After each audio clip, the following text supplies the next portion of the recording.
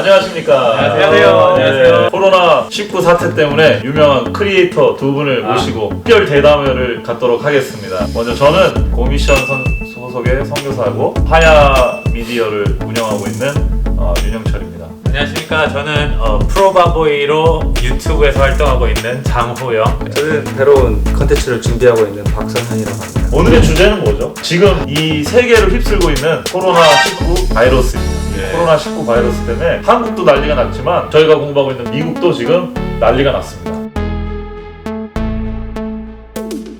어떤 식으로 우리가 이런 미디어 시대 혹은 대중 집회를 못하는 시대에 영성이랄까? 종교성을 키우고 유지하고 할 수 있을까요? 어떤 분들은 이제 미디어가 대세다. 그러니까 미디어에 더 투자를 해야 된다. 이런 분들도 있고 또 어떤 분들은 이럴수록 가정예배라든지 뭐 이렇게 주변에 아주 가까운 사람하고 친밀한 관계를 맺는다든지 뭐 이런 방법들이 있는데 사실 이제 성경 공부라든지 이런 것들이 변화가 없을 수는 없을 것 같아요. 네. 개인적으로 어떤 아이디어들 갖고 계신지 이게 궁금합니다. 진짜 사실 그것도 되게 걱정인 게 한 달, 두 달 지났을 때 과연 사람들이 돌아올까? 네.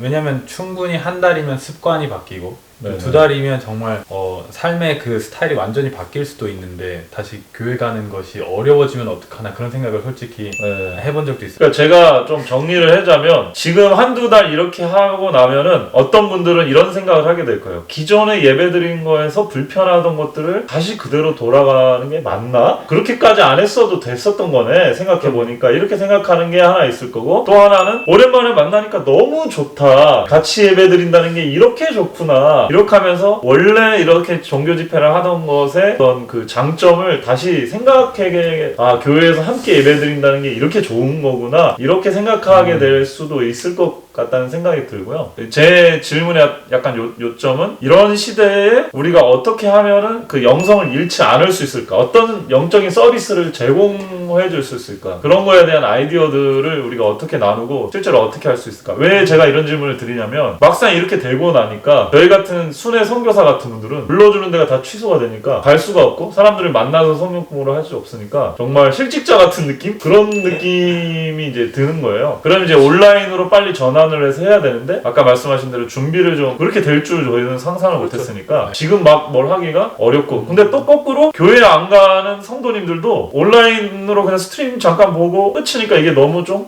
아쉽고 허전한 거예요. 다 채워지는 느낌이 안 드는 거예요. 그걸 어떻게 채웠으면 좋겠는가 이런 생각이 들어서 제가 질문을 좀 드려봤습니다.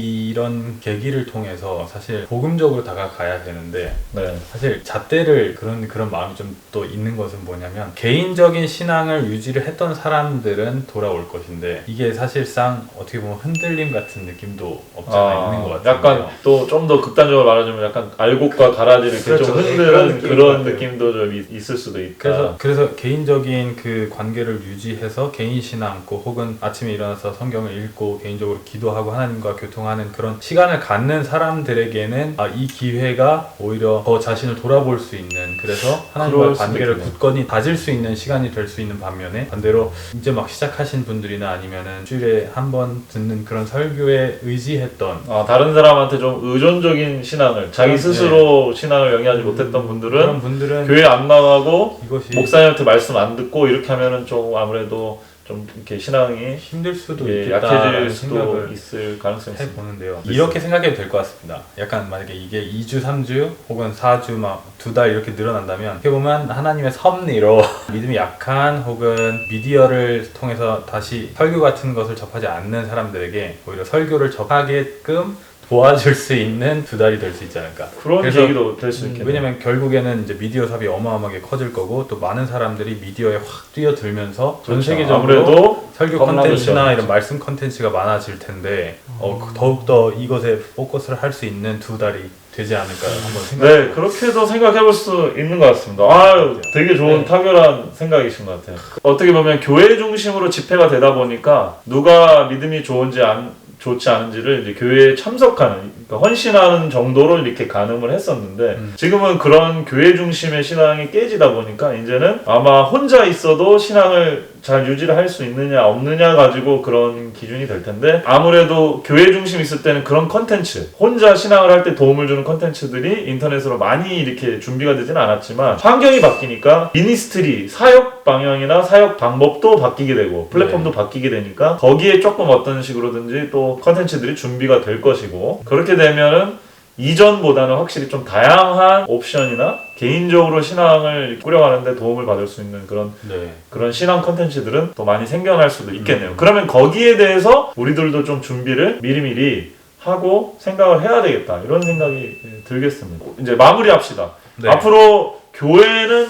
어떤 모습을 가져야 되고, 이런 사태에 대해서 교회는 어떤 정신으로 준비를 하고 대처를 했으면 좋겠는지 개인적인 의견들을 좀 한 번씩 들어보고 오늘 순서를 마치도록 하겠습니다. 뭐 우리 박성현 이전에 한 거 제가 코멘트 못해가지고 말씀하신 것처럼 이제 그게 신앙의 중요한 요인들이 된다면 나중에 예수님 오셨을 때 저는 그런 말씀을 들은 적이 없습니다 할 수가 없는 거죠. 이제 네. 유튜브로 뭔가 누구나 말씀이 범람해진 시기인데 그럼에도 불구하고 당신이나 저나 모두가 그 신앙을 유지하지 못했다면 그러면 저희는 핑계할 수가 없게 되는 거죠. 중요한 거는 반대로 저희가 그 말씀을 했는데 그 말씀이 그 사람들에게 적용이 되지 않거나 그 사람들에게 매력적이지 않거나 상관없는 말씀만 전했다면 거꾸로 저희한테도 잘못된 거죠. 왜냐하면 저희가 하나님께서 맡겨주신 말씀이나 달란트를 잘 사용하지 못한 부분에 있어서 저희도 혼이 날 수 있다는 그런 네, 재밌는 견해네요. 네. 그래서 이제 그 다음 말씀하신 포인트로 이야기하자면 일단 교회론이 다시 세워야 되는 것 같아요. 왜냐면 교회가 어떤 건물은 아니잖아요. 아무래도 이제 기존 시스템에서는 네. 건물을 중심으로 하는 그렇죠. 어떤 커뮤니티 이런 개념이 클 텐데, 만약에 그렇게 되면 지금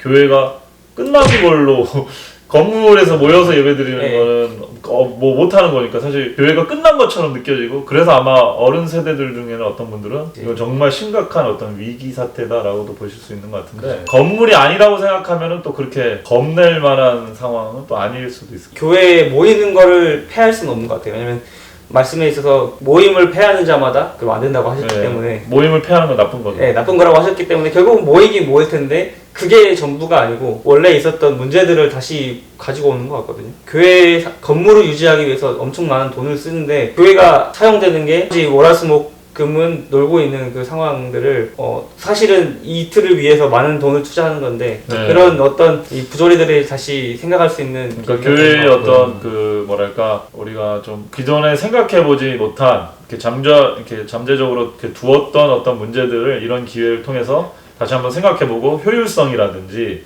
정말 본질적으로 교회 기능에 잘 저희가 쓰고 있는지에 대해서 생각해볼 수 있는 계기가 될 수 있다, 그런 말씀으로 이해가 됩니다. 네. 이 코로나 때문에 사실 지금 모임이 약간 어려운 것 뿐이지 이제 곧 다시 모임은 항상 있었고 또 앞으로도 있을 것 같은데 저는 이제 본질을 잘 생각하고 본질에 충실해야 된다라고 네. 생각하는 것은요, 전통에서 항상 혁신이 있었던 것 같아요. 네. 근데 그 혁신이 사실 지금 생각해보면 저희에겐 또 전통이고 예전이고 과거잖아요. 그렇죠. 전통도 언제는 혁신이었을 때가 있는 있죠. 거겠죠. 계속적으로 네. 이렇게 발전하는 이 모습 속에서 저희가 지금 이 미디어로 확 넘어가는 이 시점이 네. 어떻게 보면 10년 후, 20년 후에는 이제 전통처럼. 시작 부분이었다라고 당연한 생각할 것처럼. 네. 수도 있는 부분이거든요.